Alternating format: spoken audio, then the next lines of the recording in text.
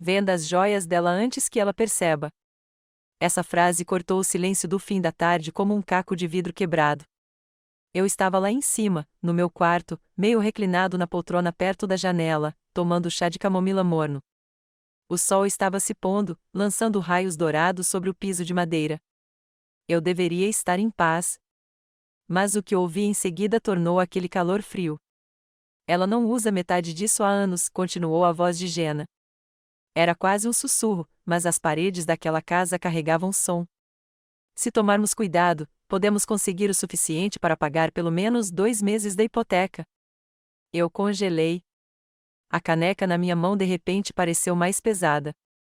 Não respirei, não pisquei. Apenas ouvi. Então veio a resposta do Brian, meu genro. Ela anda esquecida ultimamente. Talvez nem perceba que sumiu. Meu coração não disparou. Não se partiu. Não imediatamente. Simplesmente parou, como se estivesse esperando para ver se aquilo era um mal-entendido, uma piada cruel, algo de que eles ririam e se retratariam. Mas não se retrataram. Vamos começar com as pulseiras de ouro, aquelas da gaveta de baixo, sussurrou Jenna novamente. Eu entro hoje à noite, depois que ela dormir. Coloquei a xícara de chá no parapeito da janela com precisão cuidadosa. Nem um único tremor na minha mão, nem um suspiro, apenas silêncio por dentro e por fora. Eles achavam que eu estava velha. Achavam que eu estava desaparecendo. Confundiram minha imobilidade com declínio, meu silêncio com confusão. Mas naquele momento, vi tudo com clareza, talvez com mais clareza do que em anos. Levantei-me lentamente e fui até o armário. Não me preocupei com as gavetas de joias. Ainda não.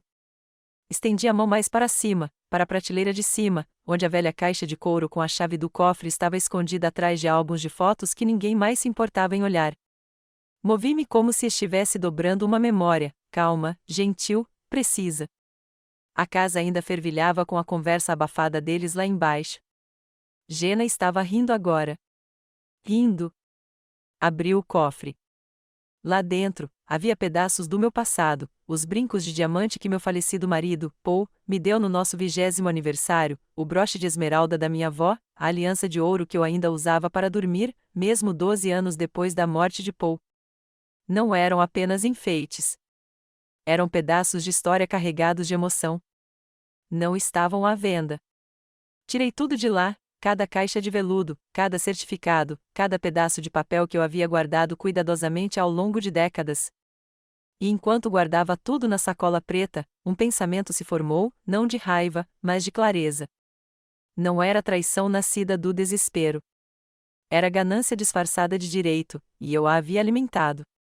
Fechei o zíper da sacola, vesti meu suéter e saí pela porta. Ninguém me viu sair. A casa estava cheia, mas eu nunca me senti tão sozinha. Não chorei. Não me senti magoada. Sentia-me alerta, viva. 10 minutos depois, eu estava sentada no escritório do meu advogado, olhando nos olhos do Sr. Brame, o mesmo homem que ajudara Paul a redigir nosso testamento 25 anos antes. Quero transferir a propriedade de tudo, disse eu baixinho. Hoje? Ele piscou e assentiu. Você quer colocar isso num fundo fiduciário? Sorri, o primeiro sorriso do dia. Exatamente, um fundo fiduciário, mas não para Jenna. Ele não perguntou por quê. Sabia que era melhor não questionar aquele tipo de calma. Enquanto eu observava escanear os documentos e preparar a papelada, minha mente divagou não para Jenna, nem para o Brian, nem mesmo para as joias, mas para o momento que viria dias depois, quando ela abriria o cofre e o encontraria vazio. Deixei-a pensar. Deixei-a perguntar para onde foi. Deixei-a perceber tarde demais que a mulher que ela pensava estar desaparecendo nunca tinha realmente ido embora.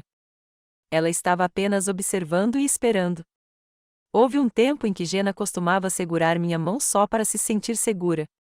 Ela tinha 6 anos quando se agarrou a mim pela primeira vez durante uma tempestade. Lembro-me de seus dedinhos, pegajosos do sanduíche de geleia que eu tinha acabado de fazer, agarrando meu pulso enquanto nos encolhíamos sob uma colcha e contávamos os segundos entre o relâmpago e o trovão. Naquela época, eu era o mundo dela. Ela me contava tudo, desde qual colega de classe era má com ela até seus sonhos de se tornar estilista. E eu ouvia. Sempre ouvia. Não importava se eu estava dobrando roupa ou exausta de mais uma reunião de pais e professores. Quando Jenna falava, eu erguia os olhos. Depois que Paul morreu, 12 anos atrás, essa proximidade se tornou minha tábua de salvação. A casa parecia mais vazia do que eu jamais imaginei. O silêncio é diferente quando vem depois do amor. Não é apenas um eco, é uma dor. Jenna insistiu que eu fosse ficar com ela, só por alguns meses, até as coisas se acalmarem. Ela e Brian tinham acabado de comprar uma casa para reformar nos arredores de Baltimore. O lugar era charmoso, rústico, mas eles estavam afundados em reformas e contas de creche. Ela disse que me receber lá seria uma bênção, e por um tempo foi. Eu tinha um propósito de novo. Acordei cedo para fazer lanches escolares para meus netos, Eli e Theo. Recortei cupons, cozinhei refeições, lavei roupa e limpei cada canto da casa até que ela parecesse um lar. Fiquei sentada com Eli enquanto ela praticava violino e ajudava o Theo a construir maquetes de vulcões para a aula de ciências. Até comecei a ensinar algumas frases em francês que eu ainda lembrava da faculdade. Eles me chamavam de Mimi, um nome que a Jenna inventou quando era pequena e insistia que eu guardasse para sempre. Nos fins de semana, eu fazia panquecas com carinhas felizes e assistíamos a filmes de pijama. A Jenna entrava, via o caos e ria. Você os mima demais, mãe, dizia ela, roubando um pedaço do prato do Theo. Mas seus olhos sempre se suavizavam quando ela dizia isso. Até Brian, que podia ser distante e distraído, certa vez me disse: é bom ter você aqui, Elaine. Jenna fica mais calma com você por perto. Levei isso a sério. Queria acreditar que estava facilitando a vida deles, não tornando-a mais pesada. Quando sugeriram que eu guardasse meus objetos de valor, minhas joias, alguns títulos antigos, documentos da família, no cofre da casa deles, só por segurança, concordei sem questionar. Lembro-me de Jenna esfregando meus ombros gentilmente naquele dia, dizendo: esta casa também é sua, mãe. Você não precisa mais se preocupar com nada. Eu não via a situação como realmente era. Achava que ainda éramos uma família. Achava que eles me respeitavam, me amavam. Eu ainda mantinha meus rituais de domingo, flores frescas na cozinha, discos antigos tocando ao fundo, o cheiro de rolinhos de canela no ar. Isso me fazia sentir como se Paul ainda estivesse por perto. Dava aconchego e continuidade à casa. Jenna frequentemente parecia cansada, e eu sabia que o trabalho estava lento. Ela mencionava clientes que não pagavam em dia. Eu me oferecia para ajudar mais, dava ela alguns cheques aqui e ali, só até as coisas voltarem aos trilhos, eu dizia. Ela sempre me beijava no rosto depois, me agradecia e me chamava de anjo da guarda. Olhando para trás, percebo agora o quanto de mim eu abri mão em troca de migalhas de reconhecimento. Mesmo assim, na época, eu acreditava que éramos sólidas. Tínhamos conversas matinais no café da manhã, nas quais ela me contava sobre seus clientes, seus sonhos de abrir sua própria boutique. Ela até pedia conselhos às vezes, como se ainda se importasse com o que eu pensava. Eu me apegava a esses momentos, por mais breves que fossem. Era bom ser necessária. Eu não via como as coisas estavam mudando. Ainda não. O tom da voz dela, o jeito como ela falava de mim na frente das crianças, como se eu nem estivesse presente. Mas mesmo assim, eu desculpava.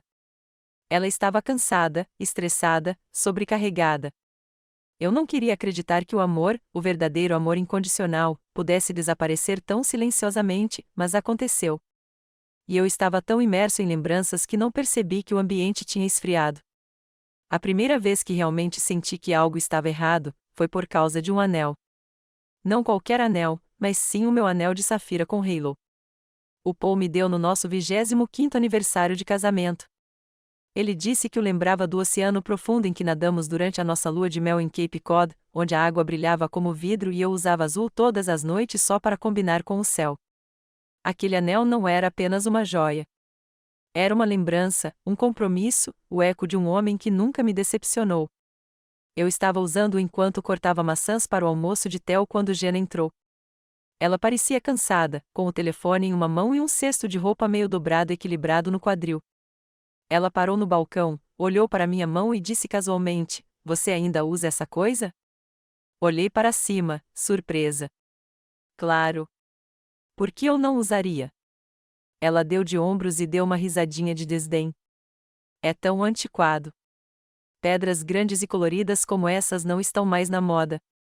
Você provavelmente poderia trocá-las por algo mais útil. Mais útil? Sorri educadamente. Não é para ser útil. É sentimental. Ela me lançou um olhar que eu não consegui definir na hora. Talvez fosse impaciência. Talvez fosse calculismo. Ah, eu sei.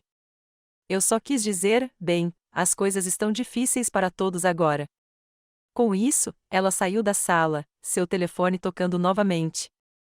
Lembro-me de estar ali parada com meia maçã na mão, me perguntando por que aquele momento pesava tanto no meu peito. Tentei me livrar disso, mas algo dentro de mim sabia. Um arrepio, uma pontada de desconforto. Disse a mim mesma que ela estava apenas desabafando. Jenna sempre fora direta, sempre dizia o que pensava. Talvez ela não quisesse dizer nada com isso. Limpei as mãos, terminei as maçãs e segui em frente. Mas então, alguns dias depois, notei outra coisa. Meu medalhão de prata, aquele com a foto de Paul e uma mecha de cabelo de bebê da Ellie dentro, havia sumido. Estava guardado em uma bolsinha de veludo na gaveta da minha cômoda. Eu já o tinha aberto inúmeras vezes, mas naquela manhã ele havia sumido. Procurei por todo o quarto, debaixo da cama, entre os livros, na minha mala de viagem. Nada. Cheguei até a olhar no cesto de roupa suja, pensando que talvez tivesse escorregado de algum bolso. Ainda nada. Quando perguntei a Jenna, ela mal levantou os olhos do laptop. Tem certeza de que não o perdeu? Disse ela. Você anda meio esquecida ultimamente, mãe. Talvez tenha olhado na cozinha? Você o tirou uma vez enquanto lavava a louça, lembra? O jeito como ela disse isso, como se estivesse sendo prestativa. Mas eu ouvi de forma diferente. Ouvi a suavidade em sua voz que não condizia com as palavras. Ouvi a suposição oculta de que eu estava regredindo, de que minha mente não estava mais afiada, de que eu poderia ser dispensada. Vou verificar de novo, eu disse, mas meu instinto me disse para parar de procurar. Naquela noite, me vi completamente acordado às 2 da manhã, olhando para o teto e repetindo suas palavras. Pensei em como Jenna insistira para que eu guardasse todos os meus objetos de valor no cofre de casa. Só para ter paz de espírito, ela disse na época. Este bairro não é mais o que costumava ser. E me lembrei de ter entregado a chave a ela. Aquela chave significava algo diferente para mim. Eu achava que era sobre confiança, sobre unir vidas. Não percebi que também poderia ser sobre acesso. Na manhã seguinte, fiquei em pé em frente ao cofre por um longo tempo. Não o abri. Ainda não. Apenas o encarei como se ele pudesse falar comigo. Disse a mim mesmo que estava sendo paranoico, que estava deixando a tristeza ou a idade me deixar desconfiado. Mas algo em mim havia mudado, e uma vez que algo muda, mesmo que ligeiramente, nunca mais volta à sua forma original. Naquela semana, Jenna começou a falar de dinheiro com mais frequência. O cliente do Brian desistiu de novo, ela suspirava durante o jantar. Vamos ter que dar um jeito. Assenti, pedi desculpas, mas não disse nada. Ainda não. Comecei a ouvir mais do que falar, observando em silêncio. O sinal de alerta havia sido plantado. E, embora eu não tivesse percebido na época, era o primeiro fio de uma teia de traição que eu estava apenas começando a enxergar. Não aconteceu de uma hora para outra. Não houve um único dia que eu pudesse apontar e dizer, foi quando eles pararam de me ver. Foi mais lento do que isso, mais sutil, como ferrugem se formando sob a tinta. Começou com pequenas coisas. Jenna parou de me perguntar se eu queria ir ao supermercado com ela. Eu ouvi a porta da garagem fechar, espiava pelas persianas e a via saindo da garagem sem dizer uma palavra. Ela voltava com sacolas de comida que eu não reconhecia, barras de proteína, kombucha, algo chamado pudim de chia. Comecei a cozinhar refeições separadas só para me sentir eu mesma. As crianças seguiram o exemplo dela. Ellie, agora com 12 anos, já foi minha sombra. Ela costumava ficar sentada comigo por horas enquanto eu lhe contava histórias da minha infância. Mas, ultimamente, ela desaparecia no quarto com fones de ouvido. Quando eu batia, ela murmurava: "Estou ocupada, Mimi", sem olhar para cima. Theo, de apenas 9 anos, ainda me dava abraços. Mas eram mais rápidos agora, distraídos. Seus olhos estavam sempre em uma tela. Eu dizia a mim mesma que eles estavam crescendo, que isso era normal, que talvez eu estivesse sendo sensível demais. Mas, no fundo, eu sentia a distância crescendo como uma rachadura sob o gelo. Depois vinham as correções sutis. No jantar, eu começava uma história sobre o Paul, e a Jenna me interrompia: "Você já nos contou essa, mãe?" Ou eu mencionava uma notícia que tinha lido, e o Brian ria: "Você ainda lê jornais impressos?" Seguiam-se risadas. Não eram cruéis, mas também não eram gentis.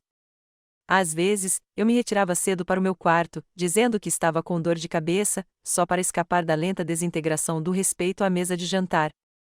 A pior parte não eram os comentários deles. Era o jeito como falavam perto de mim, como se eu nem estivesse ali. Uma noite, eu estava no corredor enquanto Jenna e Brian estavam sentados no sofá planejando a festa de aniversário do Theo. "Vamos precisar de mais espaço", disse Jenna. "Talvez possamos reorganizar a sala. A mamãe não se importaria de mudar as coisas dela." Minhas coisas. Ela se referia aos meus livros, à minha colcha, à cadeira antiga que Paul tinha me proposto ao lado. Nada mais era sagrado. Era só bagunça. Mais tarde naquela noite, sentei-me sozinha no meu quarto, cercada por aquelas mesmas coisas, e tentei me lembrar da última vez que Jenna me perguntara como eu estava. Não o que eu podia fazer, não o que ela precisava, mas como eu estava. Eu não conseguia me lembrar. O que piorava era o quão convincente ela era em público. Na igreja, ela ainda me apresentava com um sorriso radiante. "Esta é minha mãe maravilhosa. Ela mora conosco agora. Temos muita sorte." As pessoas me olhavam com admiração. "Que filha dedicada", diziam. Mas, atrás de portas fechadas, eu era mais funcionária do que mãe. Esperava-se que eu mantivesse a casa impecável, estivesse disponível para cuidar das crianças e desaparecesse quando chegassem visitas. Numa sexta-feira à noite, Jenna ofereceu um jantar para uma cliente. Ela me pediu para ficar lá em cima. "Só por algumas horas, mãe. É um jantar de negócios e quero que o espaço pareça limpo." Aquela palavra me magoou, então me sentei lá em cima com um prato de comida que ela havia deixado em uma bandeja, ouvindo as risadas subindo pelas saídas de ar. Na manhã seguinte, tentei conversar com ela sobre isso. Eu disse: "Jenna, não me importo de ajudar, mas preciso sentir que ainda faço parte desta família." Ela nem tirou os olhos do celular. "Você está sendo sensível, mãe. Você faz parte da família. Você só leva as coisas para o lado pessoal demais." Essa foi a frase que selou tudo: "Você leva as coisas muito a sério", como se a lenta perda de dignidade pudesse ser resolvida com mais firmeza. Parei de falar tanto depois disso, parei de compartilhar meus pensamentos, parei de me oferecer para cozinhar a menos que me pedissem. Eu me sentia como um hóspede na casa que eu tinha ajudado a pagar, um hóspede bem comportado que sabia quando sorrir e quando ficar quieto. E quanto mais quieto eu ficava, mais invisível eu me tornava. Mas naquele silêncio, algo inesperado começou a crescer. Não amargura, ainda não. Consciência, uma dor surda que me dizia que aquilo não era esquecimento. Era mais raro. Aconteceu num domingo. Jenna tinha planejado uma pequena reunião com as amigas e os pais do Brian, nada extravagante, apenas vinho, aperitivos e bate-papo ao redor da fogueira no pátio dos fundos. Eu passei a maior parte da manhã ajudando-a a preparar, cortando frutas, arrumando as travessas e até passando os guardanapos de pano, porque ela queria que tudo tivesse um toque sofisticado. Ela não pediu minha ajuda. Ela esperava por ela, e eu a dei como sempre, sem questionar. Quando os convidados começaram a chegar, eu já estava lá em cima, trocando o avental por um suéter azul claro que Paul certa vez disse que realçava meus olhos. Passei um pente no cabelo, adicionei um toque de batom rosa e me olhei no espelho. Não parecia cansada naquele dia. Eu parecia eu mesma, ou pelo menos quem eu ainda acreditava ser, alguém acolhedora, que valia a pena convidar. Saí para o pátio com um sorriso, segurando uma tigela das minhas barrinhas de limão caseiras, as preferidas da infância de Jenna. A amiga dela, Lauren, me viu primeiro. Oi, senhora Monroe. O cheiro está maravilhoso, disse ela, carinhosamente. Mas Jenna mal olhou para mim. Mãe, por que a senhora não coloca isso na cozinha? Não temos espaço na mesa. Hesitei. A mesa estava meio vazia. Mesmo assim, assenti e me virei para casa, mas Lauren se adiantou. Não seja boba, Jenna. As barrinhas de limão da sua mãe são lendárias. Ainda me lembro delas da sua festa de formatura. Houve uma pausa, uma longa. Jenna riu alto demais. Ah, você é um doce. Mas ela não cozinha mais como antes. Não é, mãe? A risada saiu mais forte do que eu acho que ela pretendia. Ou talvez exatamente como ela pretendia. Senti todos os olhares se voltarem para mim e depois se desviarem, como se um holofote tivesse se acendido acidentalmente. Não disse nada, apenas sorri, coloquei as barras de limão no canto mais distante da mesa e sentei-me em silêncio em uma das cadeiras de vime perto da beira do pátio. Tentei manter uma expressão agradável, tentei não deixar a irritação transparecer, mas minhas mãos cruzadas no colo contavam uma história diferente, o tipo de aperto firme e ansioso que impede você de tremer. Mais tarde naquela noite, quando os convidados foram se dispersando e o pátio começou a escurecer, a mãe de Brian, Sharon, inclinou-se e disse em voz baixa: Você é uma verdadeira guerreira, Elaine. Jenna tem sorte de ter você aqui. Forcei um aceno de cabeça agradecido, mas seus olhos revelavam algo mais pena, talvez, ou preocupação. Naquela noite, não consegui dormir. Deitei na cama, o eco da voz de Jenna ecoando repetidamente em minha mente. Ela não cozinha mais como antes. Que coisa pequena para se dizer, inofensiva para a maioria dos ouvidos. Mas para mim, era um bisturi disfarçado de elogio. Não se tratava de barras de limão.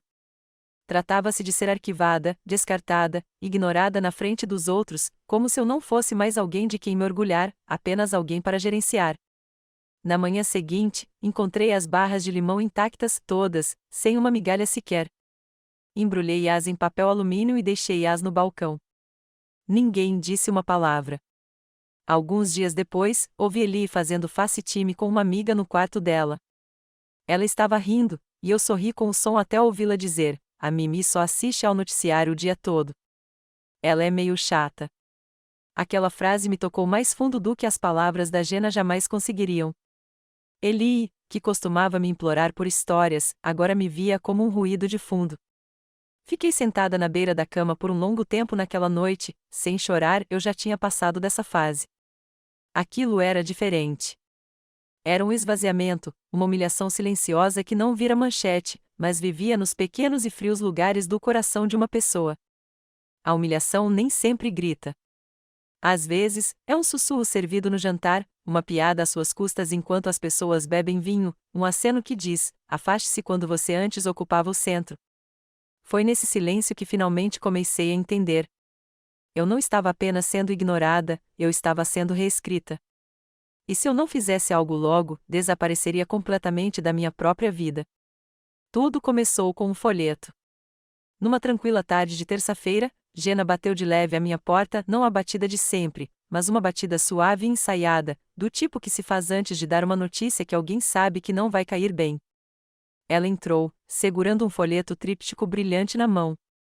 Eu estava sentada na minha cadeira perto da janela, com uma xícara de chá de menta na mesa lateral, tricotando um cachecol para o recital de inverno do Theo. Olhei para cima e sorri, esperando uma pergunta sobre o jantar ou ajuda para buscar as crianças na escola. Em vez disso, ela me entregou o folheto, uma aquarela de um caminho de jardim curvada na capa com as palavras And the Meadows, vida independente com o coração impressas em fonte serifada dourada. Olhei para o folheto e depois para ela. Eu só pensei, começou ela, que talvez você quisesse seu próprio espaço de novo, uma comunidade com amigos da sua idade, pessoas com quem você pudesse conversar. Eles até têm aulas de arte e tai chi. Mantive o rosto impassível. Ela deu um sorriso um pouco largo demais. É que com as crianças crescendo e o Brian trabalhando mais em casa, a casa está ficando um pouco apertada, e pensei que talvez você se sentisse mais feliz em um lugar que fosse realmente construído para você, sabe, para as suas necessidades. Fiquei em silêncio por um longo tempo. Então, finalmente, perguntei: é sobre espaço ou sobre outra coisa? Ela piscou. O que você quer dizer? Estou te envergonhando agora, Jenna? Ela pareceu magoada. Não, claro que não. Só acho que está na hora de você ter sua própria vida de novo. Não respondi. Peguei o folheto e o coloquei delicadamente no meu colo. Ela ficou ali parada, sem jeito, por um momento antes de resmungar: pense nisso e ir embora. Fiquei olhando para aquele caminhozinho alegre de jardim na capa por uma hora inteira. Não chorei, não mais, eu já tinha superado isso.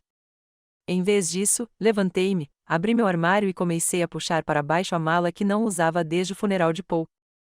Na hora do jantar, metade das minhas roupas estava dobrada em cima da cama. As joias ainda estavam no cofre por enquanto. Meus livros, fotos, receitas e diários já estavam guardados.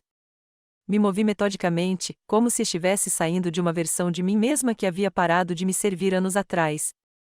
Naquela noite, jantei sozinha na cozinha. Jenna e Brian estavam no pátio com vinho e laptops, conversando sobre reformas. As crianças estavam lá em cima.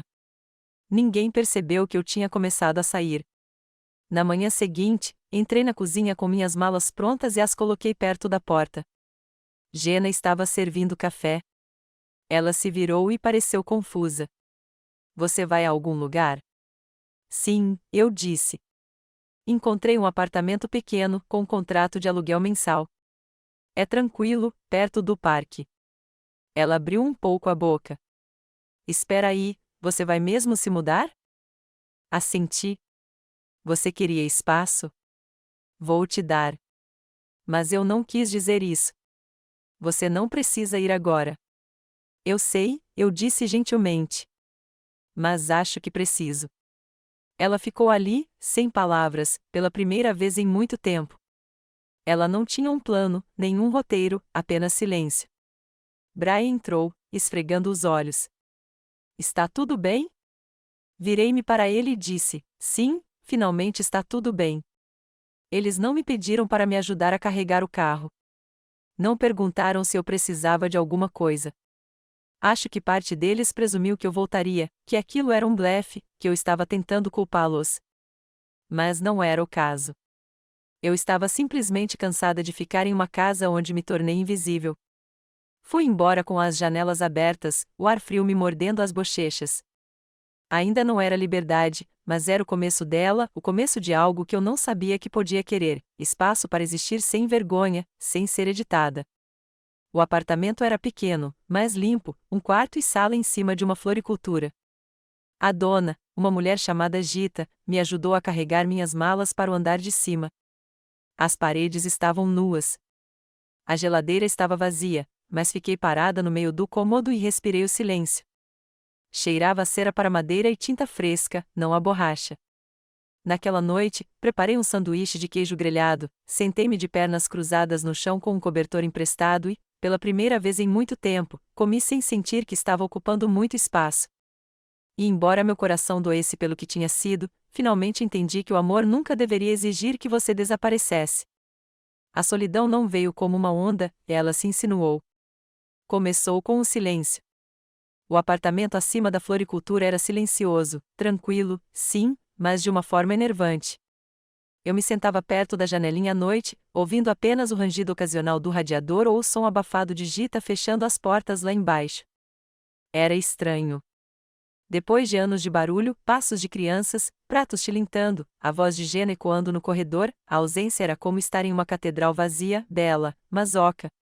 Na primeira semana, tentei preencher o silêncio.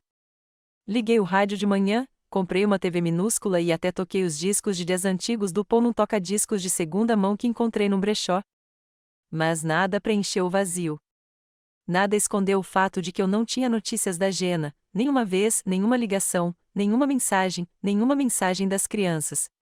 Eu dizia a mim mesma que elas estavam se adaptando, ocupadas, que entrariam em contato em breve. Mas cada dia que passava sem uma palavra afundava ainda mais a faca. Mantive-me ocupada, desfiz as malas lentamente, organizei as gavetas, dei caminhadas no parque ali perto. Tentei cozinhar uma panela de tilho uma noite, como costumava fazer nos domingos frios. Mas quando me sentei à pequena mesa da cozinha, colher na mão, o silêncio pareceu mais alto do que nunca. Empurrei a tigela para longe e fui para a cama com fome. A parte mais difícil não foi a solidão. Foi a dúvida. Comecei a duvidar de mim mesma. Será que eu tinha exagerado? Estava sendo dramática? Talvez Jenna não tivesse a intenção de me machucar. Talvez o momento da barra de limão não fosse para me humilhar. Talvez o comentário sobre as joias tenha sido apenas um pensamento descuidado, não maldade. Essa é a parte mais cruel da dor emocional, ela te convence de que você a imaginou. Certa noite, me vi rolando fotos antigas no meu celular, fotos da Ellie com seu vestido de princesa, do Theo com bolo no rosto, da Jenna e eu sorrindo no aniversário de 30 anos dela, abraçados como se ainda fôssemos melhores amigas. Desliguei o celular e cobri o rosto com as duas mãos. Foi aí que chorei, não lágrimas delicadas, não do tipo que você pisca para afastar. Eram soluços profundos, de fazer o corpo tremer, vindos de algum lugar mais profundo do que o meu peito. Meus ombros arfaram. Meu rosto ficou quente. Enrolei-me no cobertor como uma criança e chorei por tudo que havia perdido, os anos, o amor, a versão de mim mesma que havia vivido tanto tempo para os outros, que ela também se esquecia de que existia. Chorei por Paul, pela segurança que eu tinha com ele, pelo jeito como ele costumava pegar minha mão sem olhar, pelo jeito como ele nunca me deixaria sentir tão descartável. Chorei por cada momento em que duvidei de mim mesma. E então chorei pelo medo, o medo de que aquilo fosse o fim, de que eu passaria o resto da minha vida naquele apartamento, invisível, inaudível, lentamente me desfazendo em alguém de quem todos tinham pena. Aquela noite foi a pior que já senti em meus 64 anos, não porque estivesse sozinho, mas porque realmente acreditei por algumas horas sombrias que talvez não tivesse mais nada a oferecer ao mundo. Na manhã seguinte, não saí da cama imediatamente. Olhei para o teto e deixei a luz entrar lentamente. O mundo não tinha parado, mas parecia que o meu tinha parado. Fiz uma torrada. Ela esfriou enquanto eu a olhava. Sentei-me perto da janela e observei Gita destrancar a floricultura lá embaixo, cumprimentando o entregador com uma risada. Aquela risada ardia como sal em uma ferida, não porque ela estivesse feliz, mas porque eu tinha esquecido como era. O fundo do poço nem sempre parece dramático. Às vezes é uma torrada fria e um telefone sem som. Às vezes é perceber que ninguém vem ver como você está. Não me vesti naquele dia. Não saí. Sentei-me naquele quartinho, cercada por caixas de coisas que um dia significaram alguma coisa, e me perguntei se era isso que significava desaparecer, não a morte, apenas a irrelevância. Eu havia entregado minha vida aos outros. Eu havia me dedicado cada grama de mim ingênua, naquela casa, no trabalho silencioso do amor e da maternidade. E agora, sentada sozinha, eu me perguntava, quem era eu sem toda aquela entrega? E pela primeira vez, eu não sabia a resposta. Mas algo no fundo daquela tristeza sussurrava que talvez fosse hora de descobrir. Tudo começou com uma caixa que quase joguei fora. Era uma caixa de papelão simples, lacrada com fita adesiva, marcada com documentos antigos, rabiscada com a letra de Paul. Eu a havia há anos, enterrada no fundo do armário do nosso quarto na casa da Jenna. Eu a empacotei na última hora durante a mudança, sem pensar muito, presumindo que estivesse cheia de documentos de seguro antigos ou garantias vencidas. Depois de uma semana morando sozinha, finalmente decidi encarar a última pilha de caixas no canto do meu apartamento. Abri-a numa tarde chuvosa, sem mais nada para me distrair. Sem planos, sem visitas e sem mais lágrimas para chorar. Lá dentro, havia pastas de papel pardo, recibos amarelados e uma série de arquivos de extratos bancários que eu não reconhecia. Meu primeiro pensamento foi rasgar tudo. Mas, enquanto folheava as páginas quebradiças, notei um envelope grosso enfiado entre duas pastas. Meu nome estava escrito na frente com a letra de Paul. Apenas meu nome, sem data, sem bilhete. Meus dedos hesitaram ao levantar a aba. Dentro havia duas coisas, uma carta e um documento legal com a assinatura de Paul. Desdobrei a carta primeiro. Sua caligrafia era firme, cuidadosa, do jeito que ele sempre escrevia quando queria ser levado a sério. Elaine, se você está lendo isso, significa que algo deu errado. Ou talvez eu tenha me preocupado demais, como você sempre me provoca. De qualquer forma, preciso que você saiba de uma coisa. Quando atualizei nosso inventário em 2010, adicionei uma cláusula para protegê-la. Tudo, as joias, as economias, até a casa, está em seu nome.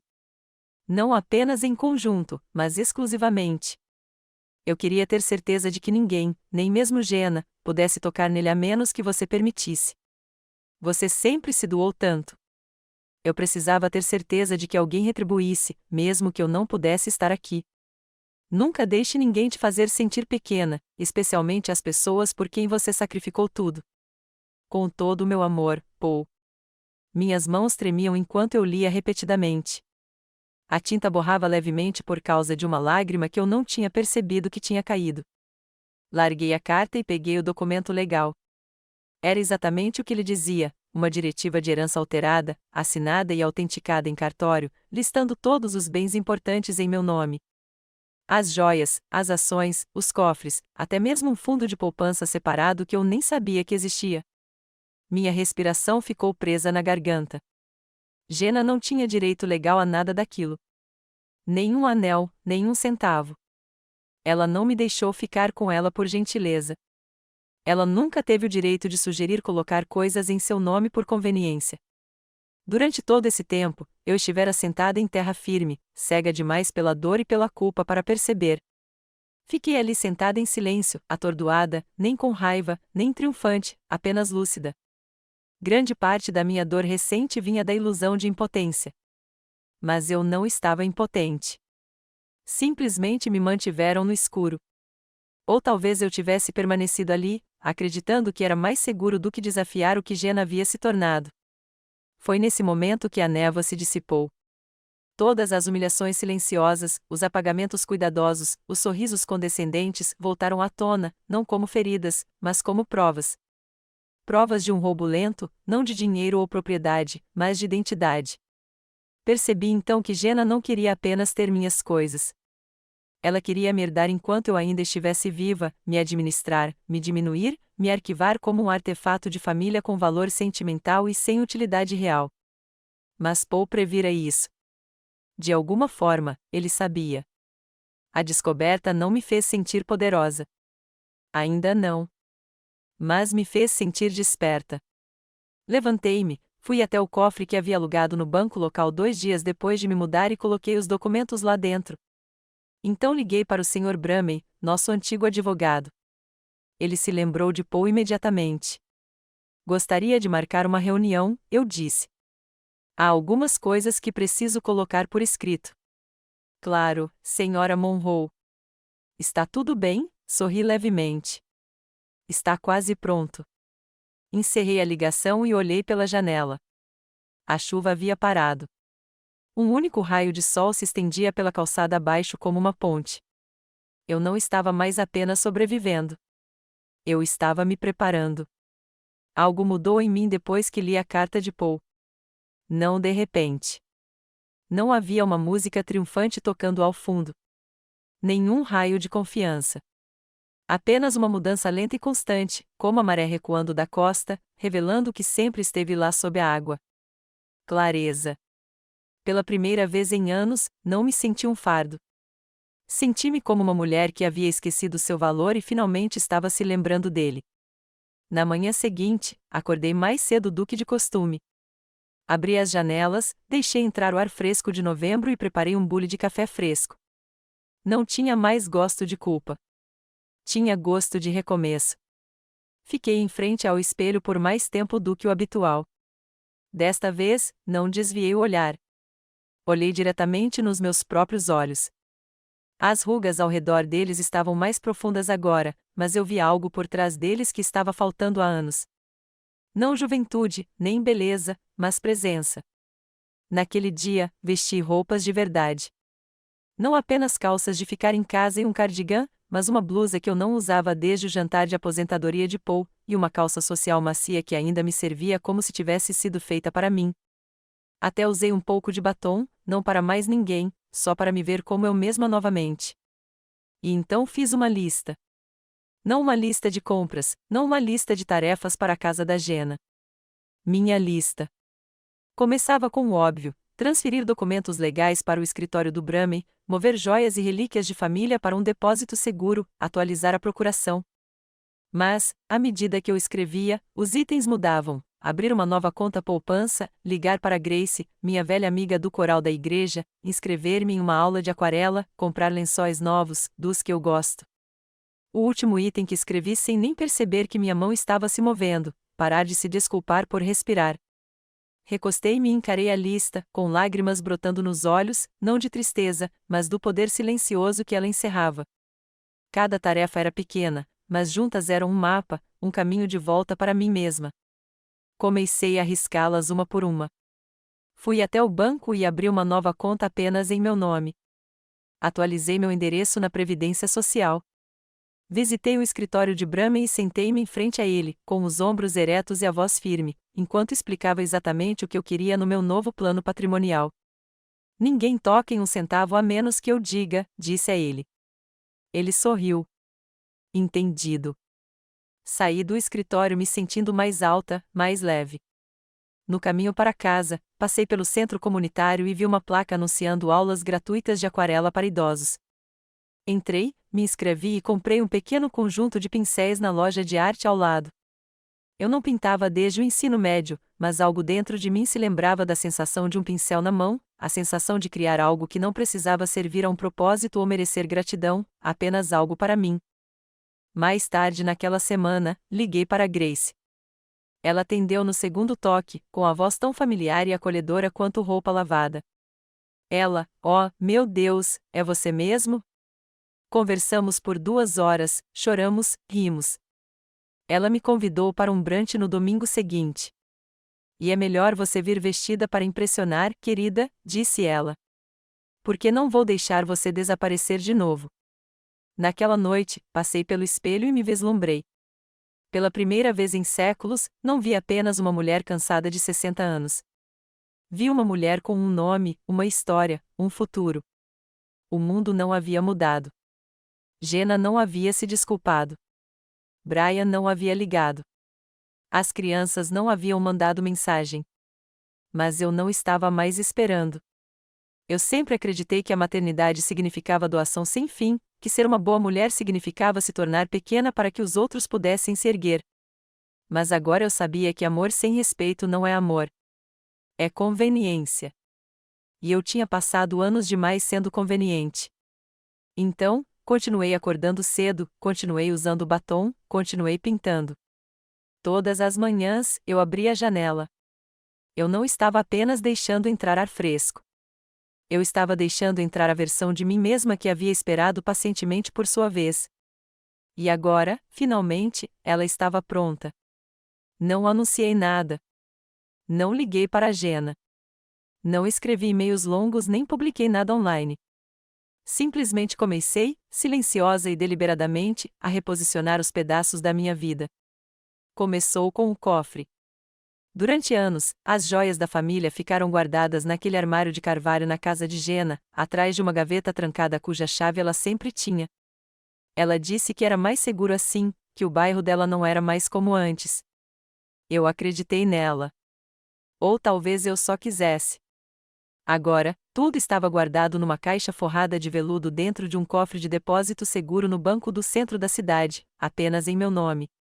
Eu visitava o cofre uma vez por semana, só para ter certeza de que era real, só para me lembrar de que as coisas ligadas à minha história, ao meu amor e à memória do meu marido não corriam mais o risco de serem trocadas como móveis sobrando. No escritório de Brahme, concluímos o novo fundo. A papelada levou algumas visitas. A cada vez que eu ia, eu me sentava um pouco mais ereta, vestia-me um pouco melhor. Levei o testamento original, a carta de Paul, a cláusula autenticada em cartório e uma lista de todas as relíquias de família e contas que eu queria proteger. Também fiz questão de atualizar minha procuração. Jenna não estava mais listada. Em vez disso, nomeei Grace. Ela chorou quando eu lhe contei. "Tem certeza, Elaine?", perguntou ela, com a voz trêmula. "Nunca tive tanta certeza." O próximo passo foi redirecionar minha pensão e benefícios para minha nova conta bancária, depois para o escritório da Previdência Social e, por fim, para a seguradora. Pedaço por pedaço, cada fio que um dia me prendia à dependência de Jenna foi cortado. Não com raiva, mas com precisão. Não disse uma palavra sobre isso a ela. Deixei que pensassem que eu estava envelhecendo em silêncio, sofrendo em silêncio. Deixei que presumissem que eu ainda estava sentado à janela, envergonhado. É isso que acontece com as pessoas que apagam os outros. Elas não percebem quando aqueles que ignoraram começam a se mover silenciosamente ao fundo. E esse silêncio se tornou minha maior força. Aprendi o poder da invisibilidade, como usá-la como armadura em vez de punição. À noite, eu recomeçava a escrever. Nada de longos ensaios ou diários, apenas pequenas reflexões, cartas que nunca tive a intenção de enviar, listas de coisas que eu amava, citações de livros que Paul costumava ler em voz alta para mim. Naquele pequeno quarto acima da floricultura, comecei a resgatar minha voz, uma frase de cada vez. Também tomei uma decisão sobre as joias, não a decisão legal, mas a emocional. Algumas das peças eram para as crianças, sim, mas não para serem filtradas por Jenna. Decidi deixar instruções específicas para elas. Eli ficaria com o pingente de pérola da minha avó, aquele que ela sempre dizia parecer uma lágrima. Theo ficaria com o antigo relógio de bolso de Paul, junto com a história de como o encontramos juntos em um antiquário empoeirado na Virgínia. Esses presentes seriam dados um dia, mas não antes que elas tivessem idade suficiente para entender a diferença entre herança e direito. Também comecei a frequentar o centro comunitário com mais frequência. Ajudei no refeitório comunitário às quartas-feiras. Ofereci-me para dar aulas particulares a um aluno do ensino médio com dificuldades em literatura inglesa. Sentei-me numa sala com estranhos que nada sabiam sobre o meu passado. E, pela primeira vez, senti-me vista, não como a mãe, a viúva ou o fardo de alguém, mas como Elaine. Um dia, até peguei a Gita me encarando do balcão da loja lá embaixo. Você está radiante, disse ela quando entrei para comprar um buquê de tulipas frescas. Sou mesmo. Ela assentiu. Você não é a mesma mulher que se mudou para cá há 6 semanas. Eu gosto mais desta. Sorri. Não era a vingança que eu buscava. Eu não queria magoar Jenna. O que eu queria, o que eu precisava, era paz, posse, limites, uma vida construída não por culpa ou obrigação, mas por escolha. E agora, a cada transferência bancária, a cada documento assinado, a cada manhã tranquila com café e caneta na mão, eu estava escolhendo a mim mesma. A preparação estava quase completa. Eu não estava me preparando para a guerra.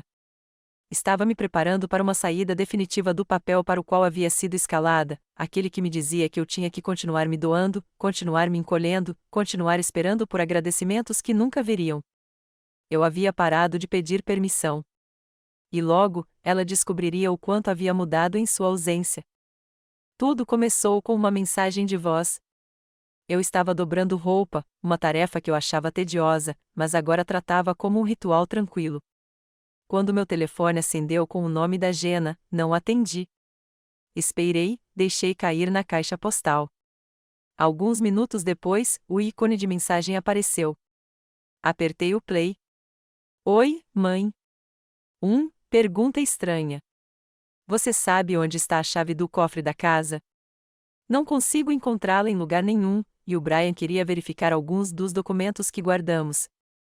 Me ligue quando puder. Certo. Sua voz era leve, casual, mas eu ouvi o tom áspero por baixo, o primeiro estalo no vidro. Não retornei a ligação.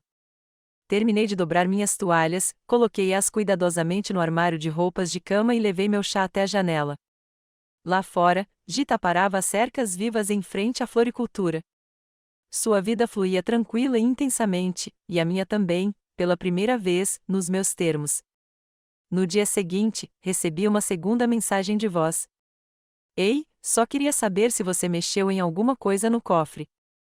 Tem, umas coisas que não estão onde eu esperava. Me liga rapidinho quando receber isso. Ainda casual, mas eu conseguia ouvir agora, a incerteza. Naquela mesma noite, recebi uma mensagem de Brian. Oi, Elaine. Você pode confirmar se alguma das joias ou documentos financeiros foram retirados do cofre recentemente? Há discrepâncias, e Jenna está ficando preocupada. Avise-nos. Obrigada. Discrepâncias. Essa palavra me fez rir alto, um som agudo e inesperado no meu apartamento silencioso. Não respondi. Em vez disso, peguei um pequeno caderno espiral e marquei com precisão uma das últimas tarefas da minha lista: não se envolver em drama, manter silêncio.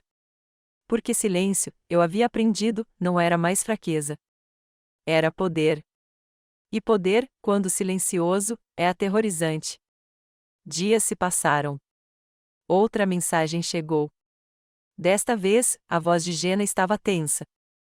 Mãe, não sei o que está acontecendo, mas se você pegou as joias, precisa me contar.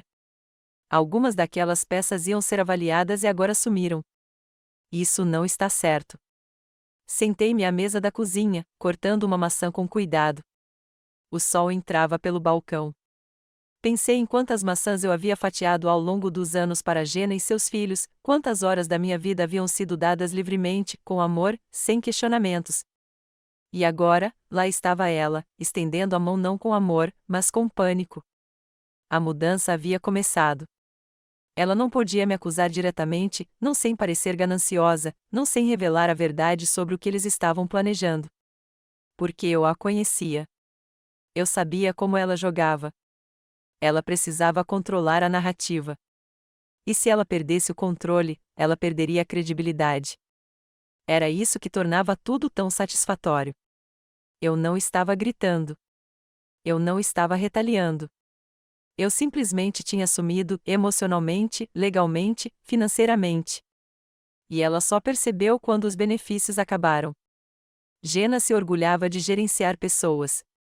Ela era a filha que sabia encantar corretores de imóveis e negociar descontos em boutiques. Mas a única pessoa que ela não conseguia mais decifrar era a mãe que um dia fizera tudo por ela, porque aquela mãe não existia mais. Em seu lugar, estava uma mulher que não tinha nada a provar. Comecei a viver meus dias de forma diferente. Passei a caminhar mais, sorri mais, parei de sentir o impulso de verificar meu celular para ver se havia ligações que nunca chegavam. Entrei para o clube do livro da biblioteca e até levantei a mão durante as discussões, algo que não fazia há décadas. Certa tarde, depois de pintar por quase uma hora, olhei para as minhas mãos. O pincel estava manchado de verde dourado. As pontas dos meus dedos formigavam de vida. Percebi que aquelas mãos costumavam esfregar o chão, passar as roupas da Jenna, preparar lancheiras. Agora, elas criavam coisas, imagens de árvores, lagos, luz. E elas me pertenciam. Foi naquele momento que eu soube que não precisava do pedido de desculpas da Jenna, nem do desconforto do Brian, nem mesmo dele finalmente perceber como eu tinha sido tratada. Eu não precisava provar que eles tinham falhado comigo. Eu só precisava continuar me erguendo em silêncio e deixar o vazio que eu havia deixado falar por si. O poder, eu havia aprendido, não precisa se declarar. Ele só precisa ser recuperado. Foi Jenna quem finalmente pediu para nos encontrarmos. Não por meio de um convite caloroso ou de uma ligação casual, apenas uma mensagem curta e sucinta: podemos conversar? Amanhã, às 11 horas, vou até você. Não houve com amor, Jenna, nenhum emoji, apenas um pedido para entrar no mundo que ela um dia me pediu para deixar. Fiquei olhando a mensagem por um minuto inteiro antes de responder com uma única palavra: sim. Na manhã seguinte, preparei 2 canecas e preparei o café delicioso, o café torrado à francesa que eu costumava guardar para as férias. Coloquei um prato de biscoitos amanteigados na mesa, não porque esperasse gratidão, mas porque a hospitalidade fazia parte de quem eu era. Jenna também não pôde tirar isso de mim. Exatamente às 11h01, ela bateu. Abri a porta e lá estava ela, elegantemente vestida, mas com um ar formal, com um casaco camelo e um par de saltos altos demais para o conforto. Seus olhos percorreram o pequeno apartamento rapidamente. Eu podia ver a preocupação por trás do seu sorriso. Oi, mãe. Jenna, entre. Ela entrou, hesitou ao ver a segunda caneca de café e sentou-se à mesa como se estivesse em uma reunião de negócios. Não tocou nos biscoitos. Não vou tomar muito do seu tempo, disse ela. Só queria esclarecer algumas coisas sobre o cofre, as joias, os documentos. Sentei-me em frente a ela, calmo, presente.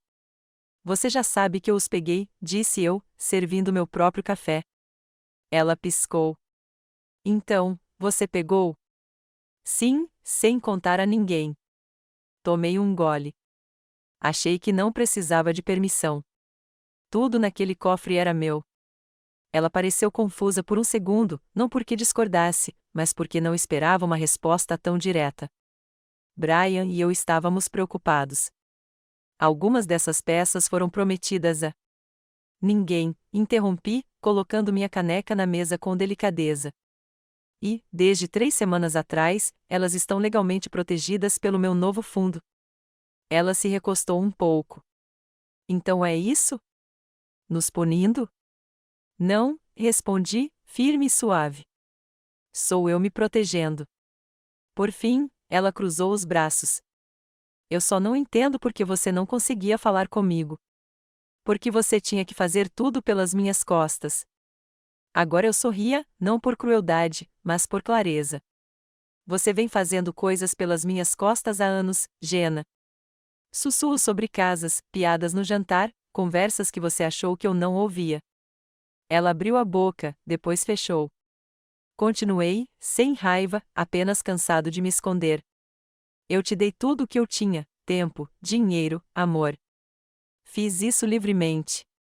Mas no momento em que deixei de ser útil, me tornei invisível, ou pior, um fardo que você se sentia no direito de carregar. Isso não é verdade, disse ela rapidamente. Mas nem ela parecia ter certeza. Você mandou o Brian vender minhas joias antes que eu percebesse. Seu rosto empalideceu. Deixei as palavras pairarem no ar. Sem drama, apenas a verdade.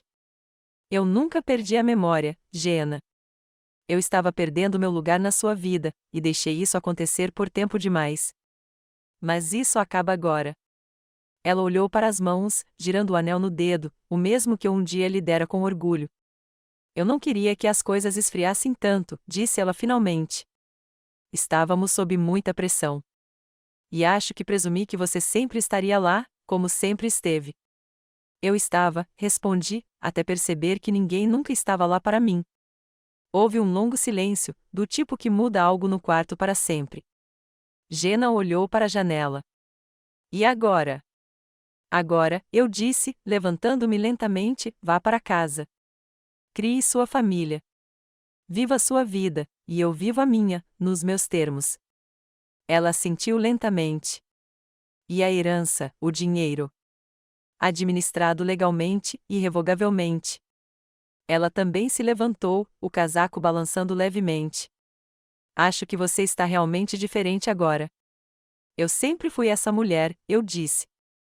Você simplesmente parou de vê-la. Caminhamos juntas até a porta. Ela hesitou, como se não soubesse se devia me abraçar. Eu a poupei do desconforto e abri a porta. Ao sair para o corredor, ela se virou uma última vez.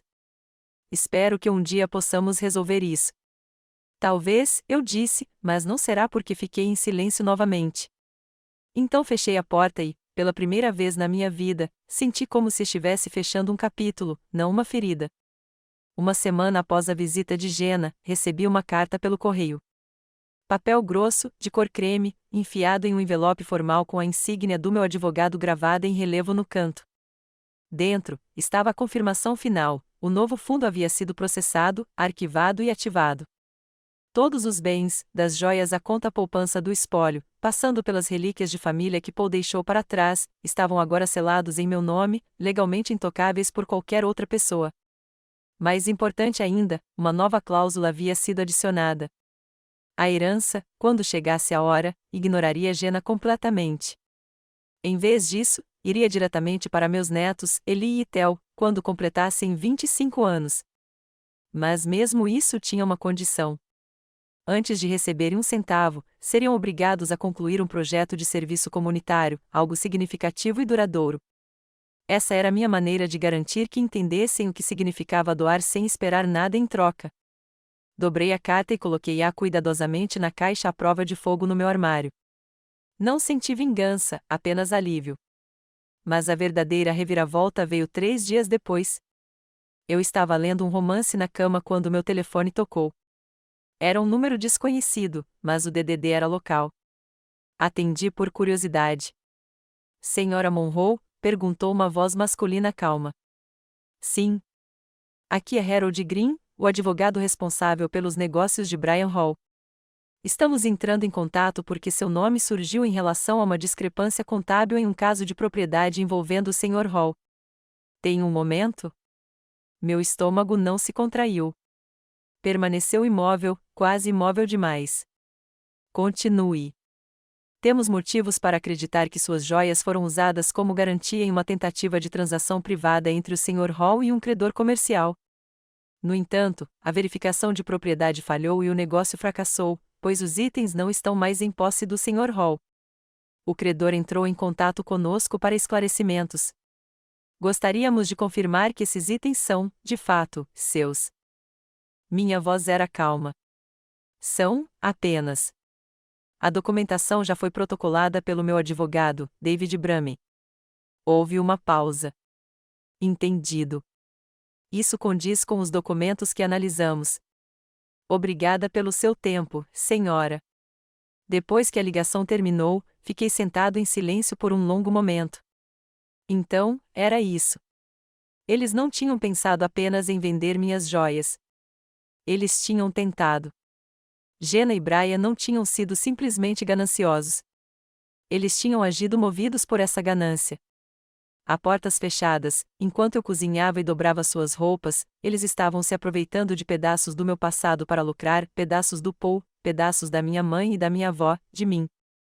E teriam feito isso também, se eu não tivesse me mudado em silêncio primeiro.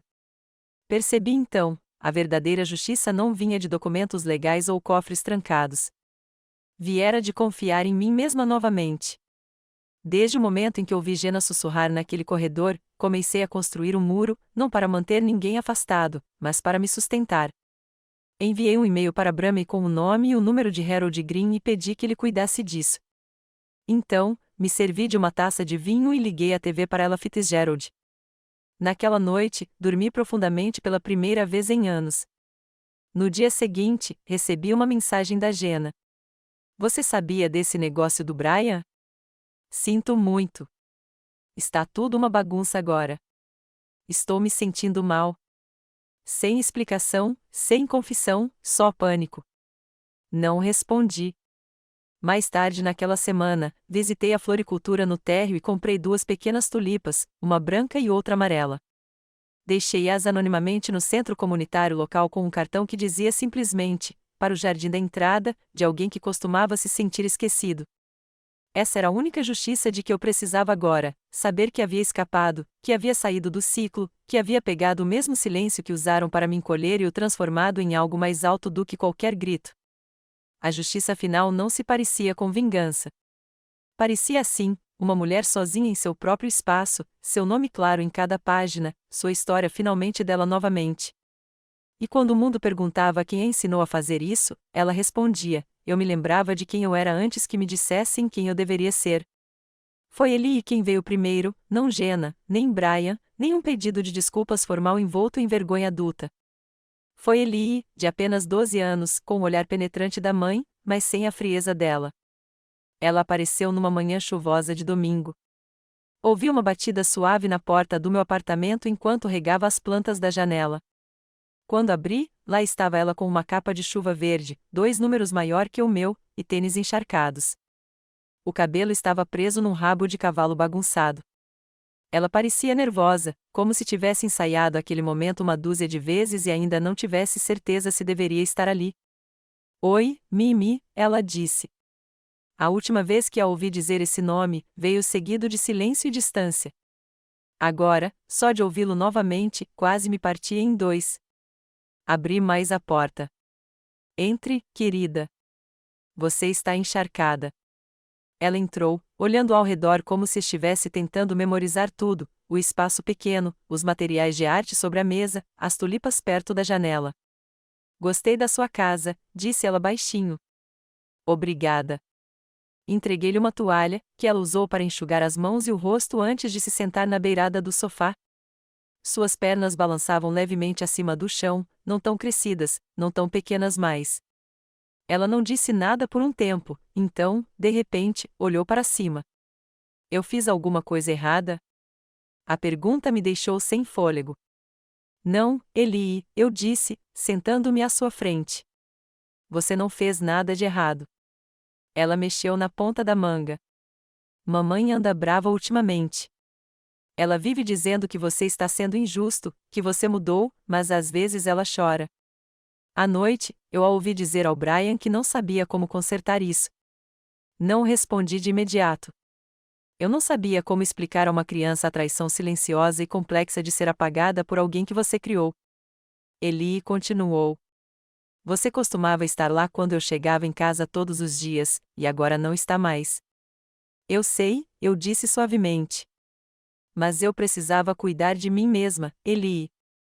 Por muito tempo, não precisei. Ela pareceu confusa. Mas você não sempre cuidou da gente? Sorri gentilmente. Sim, e sempre cuidarei, da maneira que puder. Mas cuidar dos outros não significa esquecer de si mesma. Isso é algo que estou aprendendo agora. Ela ficou quieta de novo. Então sussurrou: sinto sua falta. Senti um aperto no peito.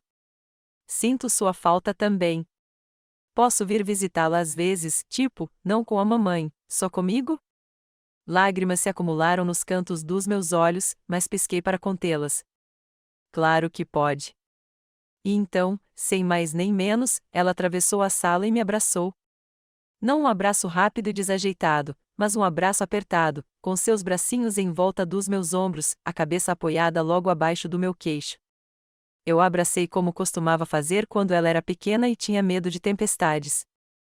Naquela noite, liguei para Grace e contei o que tinha acontecido. Ela vai entender, disse Grace. Talvez não agora, mas um dia. Eu sabia que ela tinha razão. E também sabia que Jenna não ficaria quieta por muito tempo. De fato, no dia seguinte, chegou outra mensagem. A Eli disse que te viu. Ela está fazendo perguntas. Eu só quero conversar. Mas eu não queria conversar. Eu não estava com raiva. Eu não estava fechada. Eu simplesmente cansei de implorar para ser compreendida por alguém que só me via através da lente do que eu podia oferecer. Então, não respondi. Em vez disso, escrevi uma carta para ela, curta, simples, conclusiva. Jenna, eu te amo. Sempre amei. Mas amor sem respeito se torna sobrevivência, não conexão. Eu não estou mais sobrevivendo. Você é bem-vinda para se curar, para crescer, para se aproximar novamente quando não for mais para controlar a história, mas para ouvir a verdade. Por enquanto, estou em paz. Mãe. Deixei por isso mesmo. A porta não estava trancada, mas também não estava escancarada. Eli voltou na semana seguinte, desta vez com um desenho que ela mesma havia feito de nós dois sentados ao piano, uma lembrança de anos atrás. Preguei-o na geladeira. Foi o suficiente. Eu não precisava de uma chuva de desculpas. Não precisava que todos entendessem. O que eu precisava, o que eu finalmente tinha, era espaço para viver a minha própria história.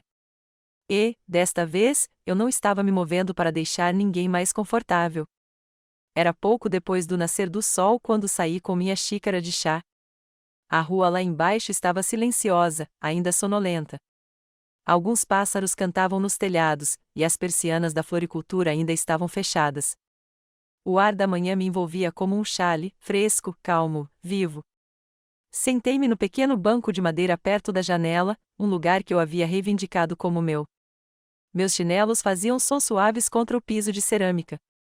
Aconcheguei a caneca entre as palmas das mãos e deixei o calor se instalar em meus dedos. Isso havia se tornado meu ritual, sem telas, sem vozes, sem exigências, apenas eu, a manhã e o espaço que eu havia conquistado em anos de esquecimento de mim mesma. Lá dentro, o apartamento era modesto, mas cheio de símbolos, coisas que significavam algo apenas para mim, uma nova pintura que terminei na semana passada, não perfeita, mas honesta, uma prateleira com meus livros favoritos, desgastada nos cantos, a foto de Poe em uma moldura de madeira entalhada, colocada perto da janela, onde ele gostaria que a luz entrasse, e o desenho que Lee me deu, ainda na geladeira, com sua pequena assinatura no canto. Tomei um gole do chá e exalei lentamente. Era assim que a paz se sentia, não triunfo, não aplausos, apenas presença.